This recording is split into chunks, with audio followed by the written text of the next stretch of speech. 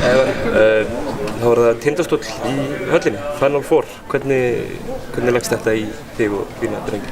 Bara vel, við erum spenntir og við erum náttúrulega búin að bíða eftir þessu nokkuð lengi í Haukamenn að komast í höllina og þannig að það er bara mikið spenna og eftirvænting í mannskapnum.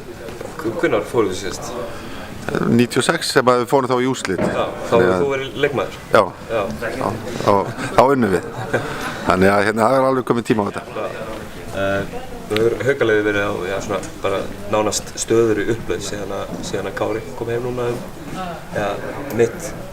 með fyrir hluta tímabils. Já, við fengum bæði hann og nýjan útlending saman, þannig að þeir báðir hafa styrkt okkur gríðarlega mikið. Hvernig líst þér á þetta matchup gegn Tindastóll? Ég bara mjög vel, þetta hafa alltaf verið frábæri leikir og áhorfendur beggja lið eru stórkostlegir og þannig ég býst bara við gríðarlegri stemmingu og skemmtilegum leik og þessi leikir hafa alltaf verið skemmtilegir á milli þessara tveggja liða og þannig að mikill sóknarbolti og þannig að ég held að þetta verði bara mikið gleði og gaman.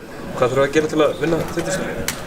Það er náttúrulega ljóst að við þurfum að spila hörku vörn á móti þeim og megum ekki leyfa þeim að fá þessu opnu 3 stiga skot og við þurfum að stoppa hesturinn í teg en ég meina þetta er bara eins og á móti öllum liðum, við þurfum bara að spila okkar leik og þá vörn sem við höfum verið að spila og við þurfum að koma tilbúinir til leiks og leggja okkur fram og það eina sem ég ætlast til að leikmannum í þessu leik er að þeir gefa allt sem er eiga í þennan leik og ef það gefur okkur ekki góð hagstæð úrslit þá bara það ef að menn leggja sér fram.